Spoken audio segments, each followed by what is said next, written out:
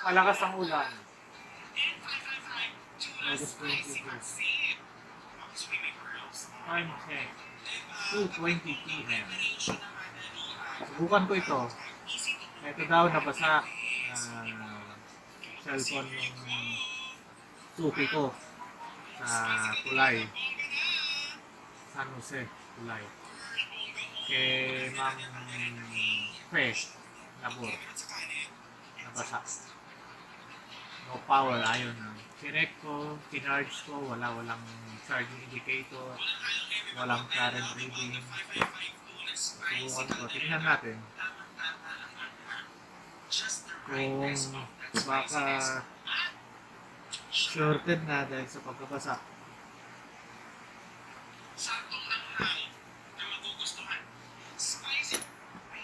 Ito tip ko pala sa mga may mga nababasang cellphone. Pag nabasa, huwag yung ilalagay sa bigas o sa bigasan nyo. Kasi hindi naman makakatulong yun pagka sa mga gadgets. Pinaka maganda na gawin is ipunta agad sa technician para mabuksan at matanggal agad-agad yung basa. At kung medyo malala, na-diagnose agad kung ano ang dapat gawin. Hindi yung ilalagay sa bigasan, patutuyuin ng mga ilang days. Siguro yung mga gumagawa nun, mild lang na hindi naman nasira talaga yung cellphone nila. Nilagay nila sa bigasan. Tapos after mga ilang days, tinignan nila, wow, okay. Hindi talaga na-damage ng tubig yung cellphone nila. Tanggalin muna natin itong LCD.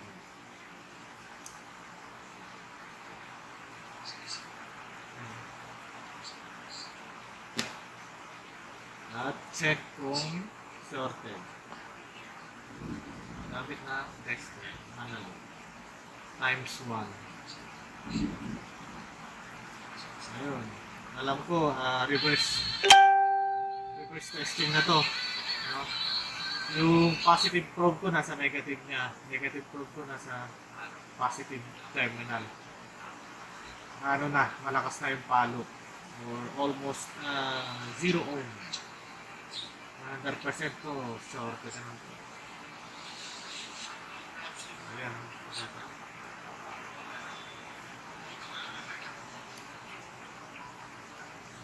Dahil sa pagkabasa, shorted na. Positive probe sa positive, negative sa negative. Dapat papalo yan. Malakas. Dapat kasi nakakalibrate kasi yan. Dapat nasa 0 ohm. Positive to positive, negative to negative. Ayun o, normal 0. Nasa 4 ohm lang. 4 ohms. So, balik na rin natin. Positive sa negative. Negative probe sa positive. Oh, 4 ohms din. Ibig sabihin, full short yan. Kailangan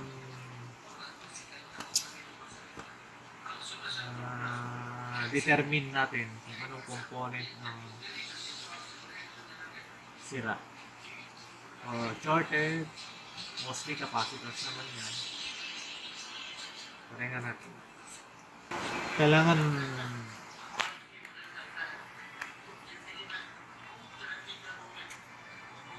anuhin talaga natin yung tanggalin talaga natin yung board.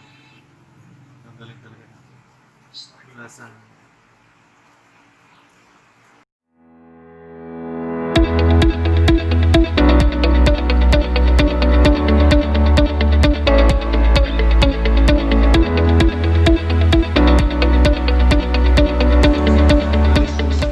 camera. Pare natin, shorted yung camera. Yung testing. Testing kung shorted pa rin. No, shorted pa rin. Ibig sabihin, hindi yung camera.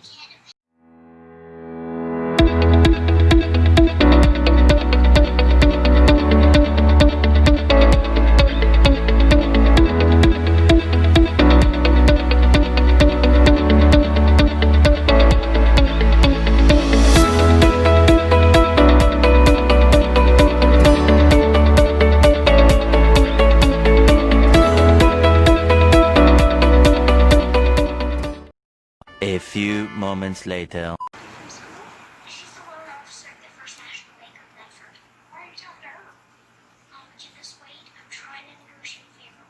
Ito na, nailabas ko na yung mainboard. Gusto kong silipin sa microscope. Kasi since nabasa ito, malay natin may makita tayong corroded parts. Sana swerte mo. Sana yun na yung kailangang tanggalin o kaya palitan. Tingnan muna natin dito sa mga gilid-gilid. Malinis.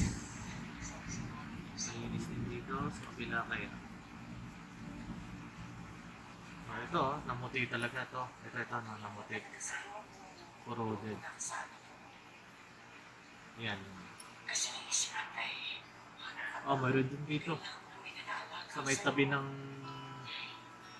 Wi-Fi IC. Yun yung capacity. At talaga mostly nandito yung shortage. Karamihan itong capacitor talaga ang nag-short. Ito, subukan ko tanggalin yung capacitor na yun. Pero bago yun, linisan ko muna itong isang corroded na to. Yun na rin, siyempre.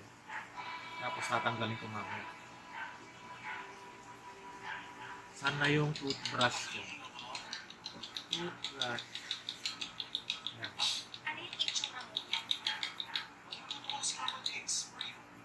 Yan, linis na.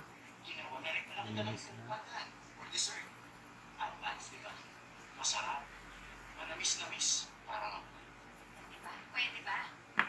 So, subukan natin pitikin ito. Yung capacitor na to. Yan.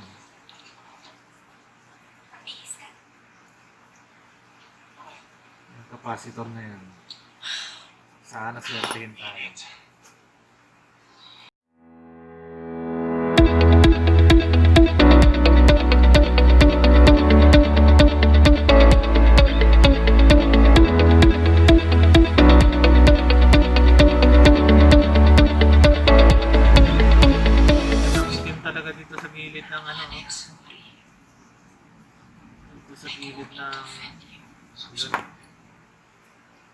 Wi-Fi IC.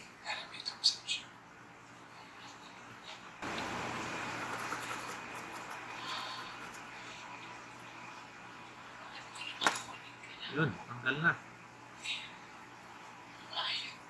Tinanggal ko na. Tanggal siya. At testing mo ko.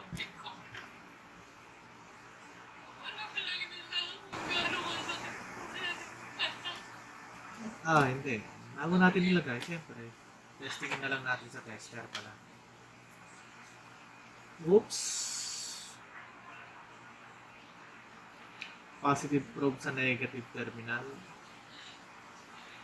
Negative probe sa positive terminal.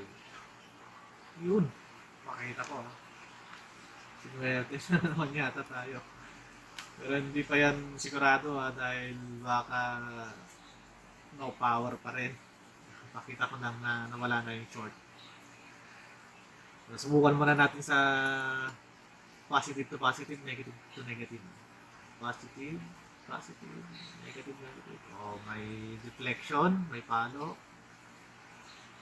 So, reverse natin. Dapat walang palo ito wala. Pumalaw na ng konti pero bumalik. Mayroon pa konti pala, no? So, konting na lang yan. Importante buhay. Buhay ha. Subukan ko lang. Okay. Binigyan ko siya ng chance. Iisip ko baka maling akala ko na pinabayaan niya. Pero nagpunta siya sa Amerika para magta. Yun na kailangan palitan yun. Kasi Habang ako nandito, siguro filter capacitor lang. sa kulit. Nasisira ang buhay sa pagkakao ng kasalanan niya. Ngayon sabihin sa akin, okay ako. Teka lang. Relax. Nangungumusta na naman ako.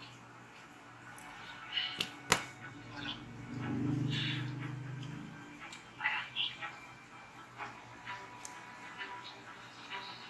Alam mo, Blue, inago niya sa akin ang lahat. Bata pa lang kami. Inago niya na sa tatay. Yung parating ng tatay ko sa negosyo, inago nila. At yung magandang buhay niya ngayon, Kaya nga pala, wag yun naman kalimutan mag, niyang kariya. mag-like at share sa YouTube channel ko. No? At pag ngayon pa lang kayo nanonood ng YouTube channel ko, just hit subscribe. Tsaka yung bell na rin, siyempre, para pag halimbawa may bago akong... Notification, yun, hindi bell. Notification bell. Oh, yun. Tama. Sorry. Sorry naman. Tao lang. Notification bell. Para pag halimbawa nag-upload ulit ako ng video ko, may matatanggap kayo na notification. A few moments later. Sana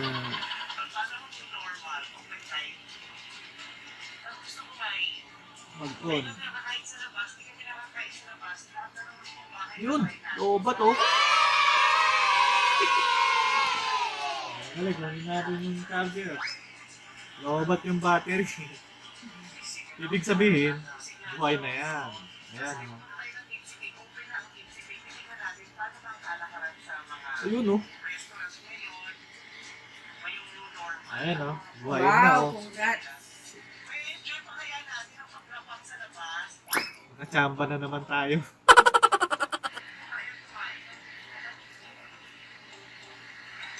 Ang problema ko dito, hindi ko pa sinasabi kay Ma'am Fe kung nasa magkano itong repair na to, wet unit.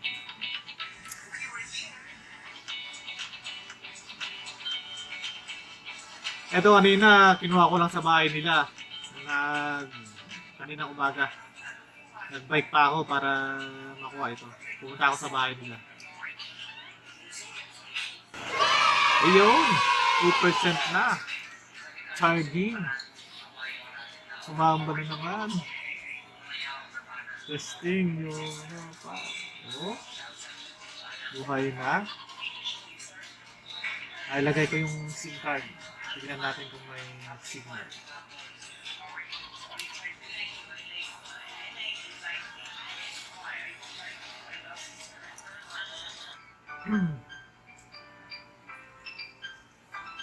Yun, may smart.